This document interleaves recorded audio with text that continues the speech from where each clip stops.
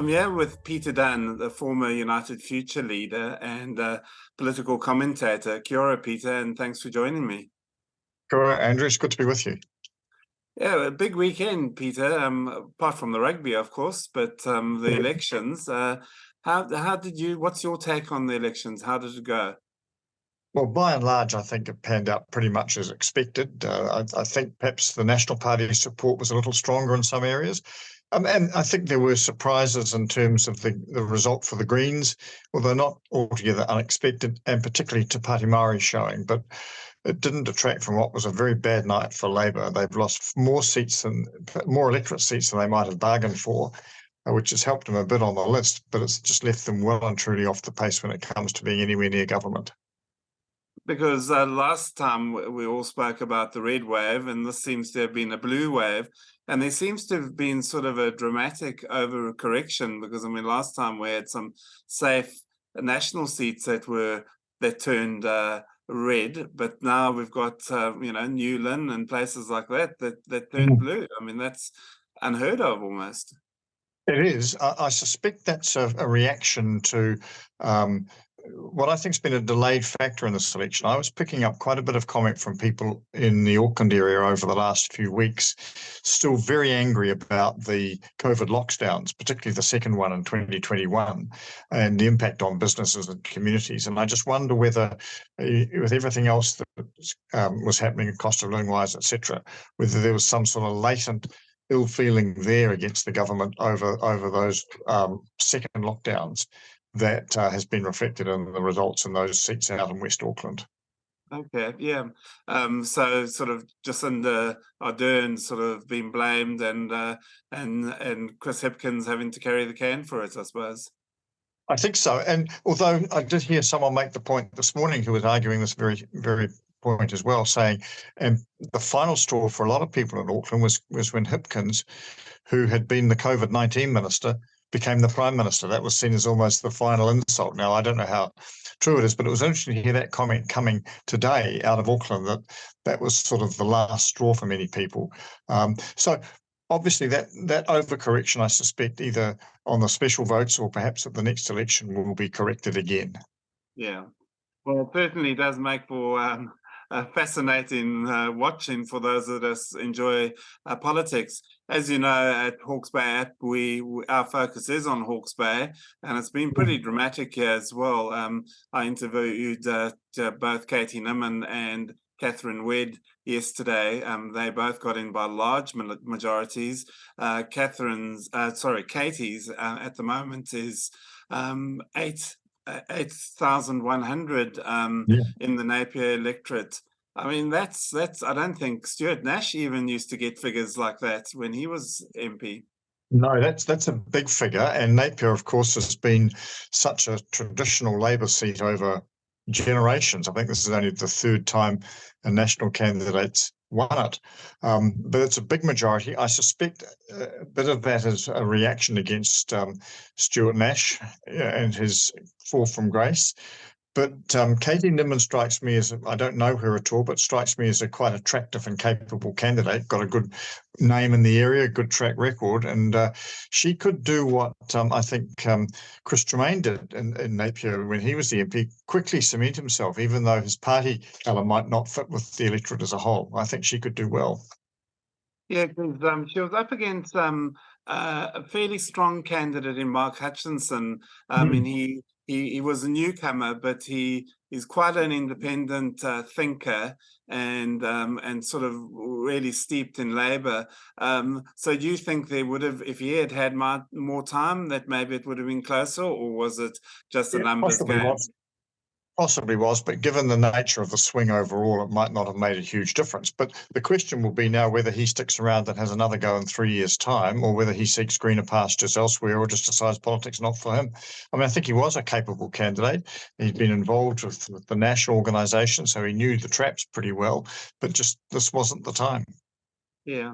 And I mean, Katie Nimmin is young, and often heard people saying that she was, whether this is correct or not, she was the only one out there in the recovery. Do you think that's important, that people, see people out there, see politicians out there in the recovery?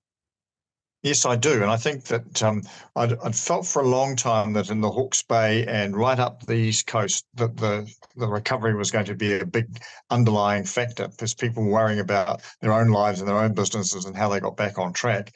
And I saw a couple of meetings on TV where ministers had turned up to sort of set out the grand plans about what was going to happen and basically being rubbished by audiences because it wasn't affecting them immediately. So I think someone like Katie Nimmin, who was obviously getting out and about the grassroots, clearly was scoring well with voters. Of course, now she's got to deliver on any commitment she's made in that area.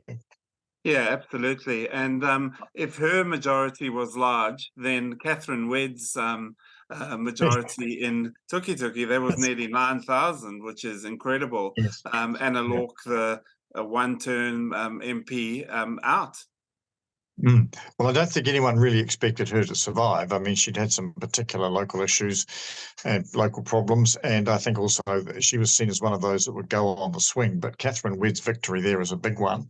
And again, I think she's got a promising future ahead of her. She's got a good background in both media and farming.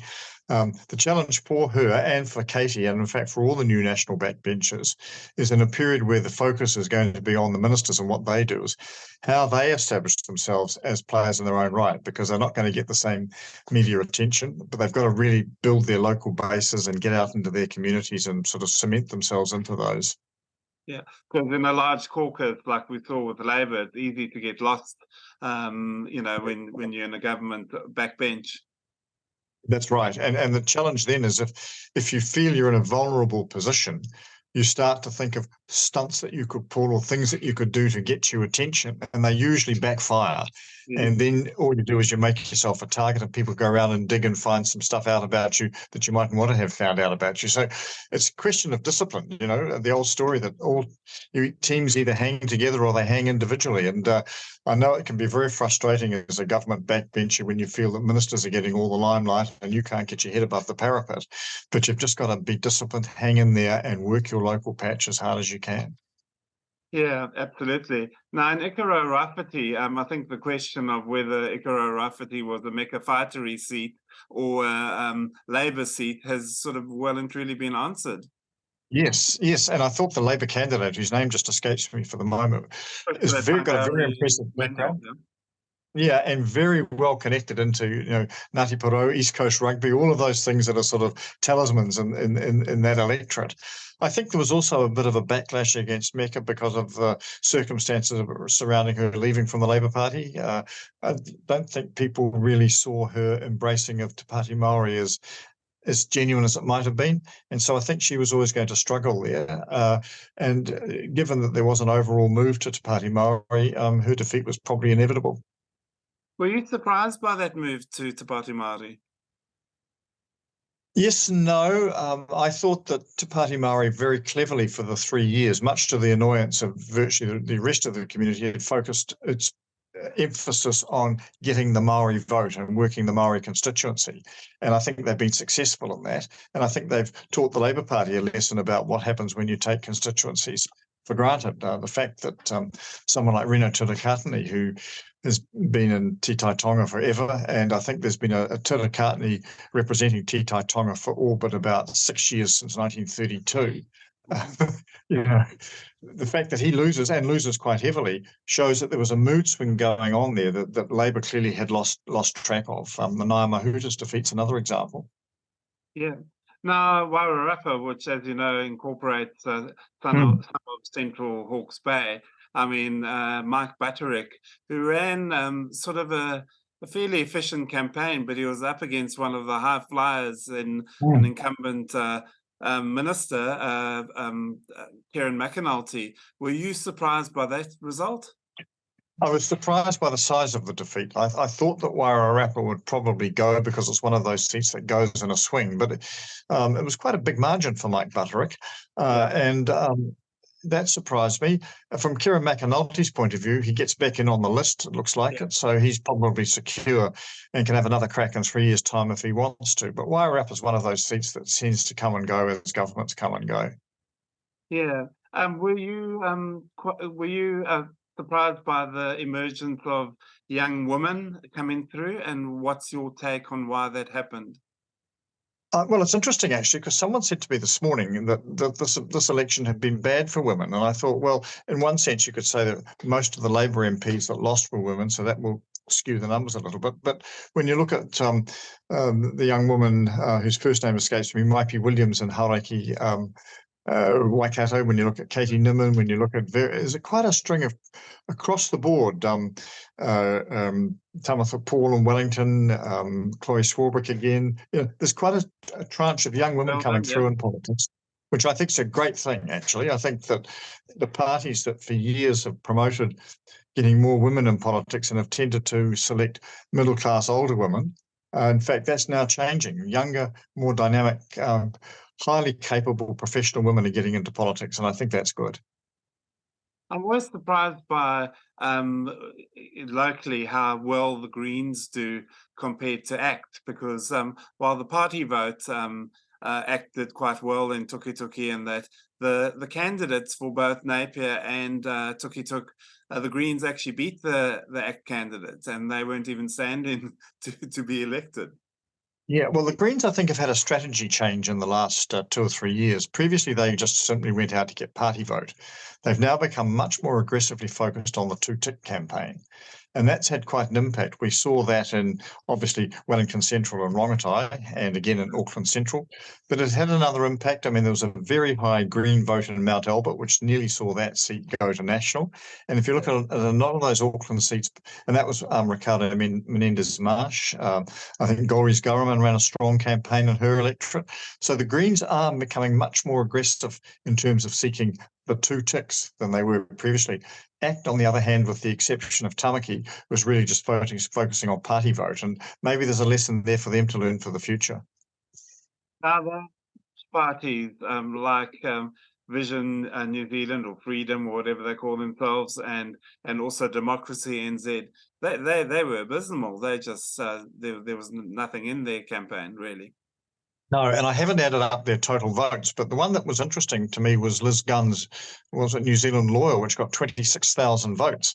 There's a base there. If only they can get their act together and have one party instead of several, there could be a base, but I think it's still a very small base. But quite what they all stand for, I think, is the problem. They all have different objectives and different priorities. But for her to get 26,000 votes, in a short space of time is no mean achievement. Well, I interviewed the local candidate here, Rob Holman, and he portrayed himself as a people's representative rather than a politician. So I think if they can tap into that sort of people who don't want to be politicians but want to represent their community, they might have something. Yeah, I mean, they're a combination of conspiracy theorists, anti-vaxxers, and a whole lot of other sort of weird and wonderful groupings. They've got to I think they've got to get themselves under one umbrella with a coherent message. And if I was them, and I'm not seeking to be, but if I was them, I'd be thinking, well, maybe we start at the local level. Local councils next time around, getting people on councils, and then they get a profile, then you bring them forward as parliamentary candidates. But I think their big challenge will be actually all being able to sit down and agree on what it is they want to stand for. But they were expecting to tap into that protest vote, but what actually happened was people just went to the more established parties to protest Labour, really. Yeah, and New Zealand, a lot of that sort of anti-lockdown, anti-vaccine mandate vote ended up going to New Zealand First. Yeah, and that's going to be a challenge for those other fringe parties, because they won't be able to compete with New Zealand First over the long term. And there'll be other issues that will drive people off to different directions. You must have had a wry smile when you saw your old friend Winston Peters get in. Oh, I'm not sure about a wry smile. It was a sort of a gritted teeth and oh God, not again. But yes. Yeah, because I interviewed him a few weeks ago when he was down here, and I mean, he was typical Winston, not wanting to say much on that, but he seemed pretty confident, and he was certainly packing out the halls. I mean, it's all the same shade of hair color and that, but he packed them out, Yeah, and he had been doing that for some months, and I've been watching that, but it didn't seem to be getting much traction in the polls until about 2 months ago. when you could start to see the uplift. And then when Christopher Luxon made that very ambiguous comment about not ruling him out, but not wanting him in, it just took off. Yeah. And that, I think that might be seen in hindsight as one of the tactical errors of the campaign from National's point of view. But there's no doubt that the beneficiary was New Zealand First. It reminds me of the worm that kept on going up during those television debates. Well, the thing is, and the worm was a good case in point too, was when you've got momentum, you just ride it. It just keeps on going. And you never quite know where it's going to end. But that's what New Zealand First did, I think, pretty well. Yeah. What does Luxon do with Winston Peters? Smart Money says he will include him as a bit of insurance. Does he give him the foreign affairs portfolio and let him be happy wandering the world? Possibly, but I think there's a step first we've got to consider, and that's what the approach is going to be. And I think various leaders over the years have made the mistake of going to Winston and basically saying, well, what would it take to get you on board? And that's when the auction begins. I think Luxon, and I hear Seymour making a similar comment to what I'm about to say today too. Luxon needs to be able to say, look, this is what I want. This is the sort of shape I've got in mind. Are you prepared to be part of it?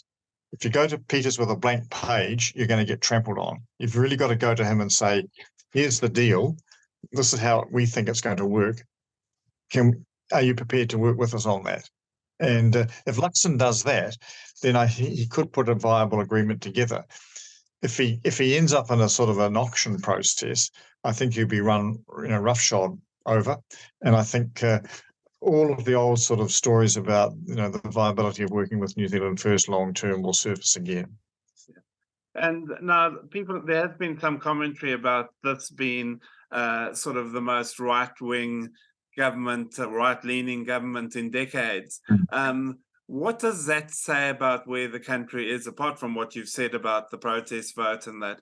And is it concerning, or is it just a correction of sort of where middle New Zealand is?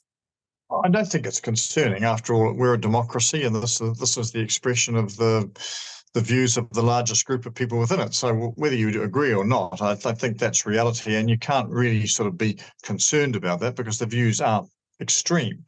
I think, however, this is a correction in terms of last election, we flowed very strongly one way, and that was on the back of the handling of the pandemic. I think what's happened in the intervening 3 years is that people have come to realise that the government was a bit of a one-trick pony on that. It had one tactic only, lockdown.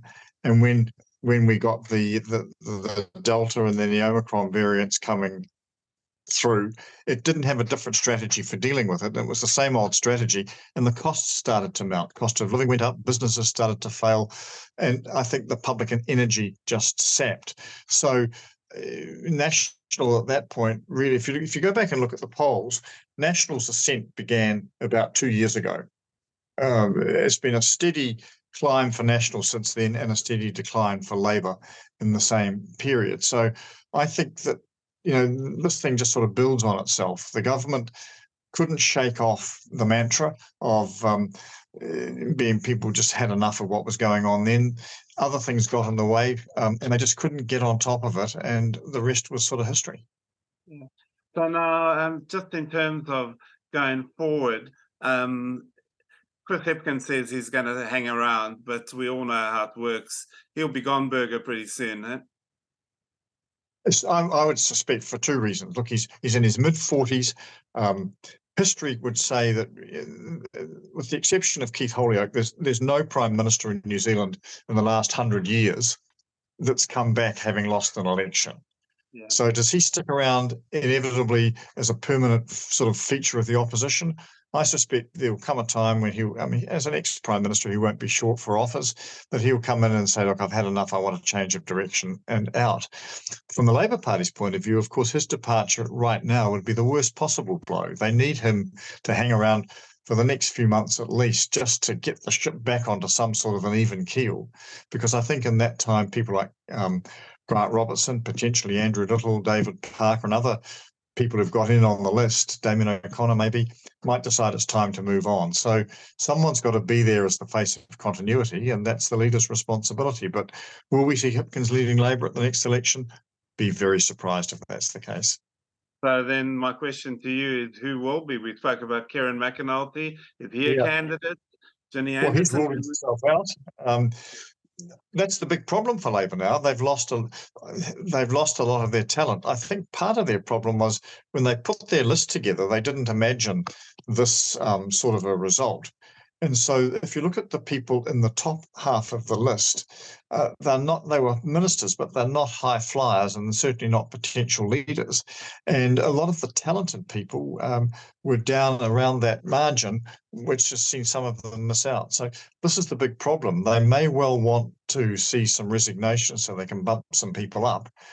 But it's still going to be difficult. At the beginning of this year, Michael Wood was touted as a future leader. Well, he's out altogether now and no way of getting back in on the list. He's so far down it. So they do have a real problem here. And, as we've seen from both National and during its time in opposition and Labour previously, if you start to burn through leaders like, one every couple of years or so, it just detracts from your overall credibility. So they've got to settle down quickly. I think that's where Hipkins has got to bite the bullet and stay for as long as he can and try and shepherd in a viable successor, because if it just looks like it's your turn now, the public aren't going to buy it. The last question, what surprises do you think could come up in the next few weeks, months from these negotiations? Well, I think obviously whatever the nature of the deals that are struck will be, and how they pan out in practice, are we going to get a National Act coalition supported on confidence by New Zealand First, or is it going to be a three-way coalition? If it's either of those two, is there a ministerial role, as you suggest, for Winston? What does Luxon do? I mean, in terms of what image does he promote as Prime Minister? He spoke, I thought, very well on Saturday night about his vision and where he wants to be inclusive and everything else. How does he turn that into reality? People are going to be looking. If he can make some positive steps in that direction that puts a stamp on his Prime Ministership early, well and good.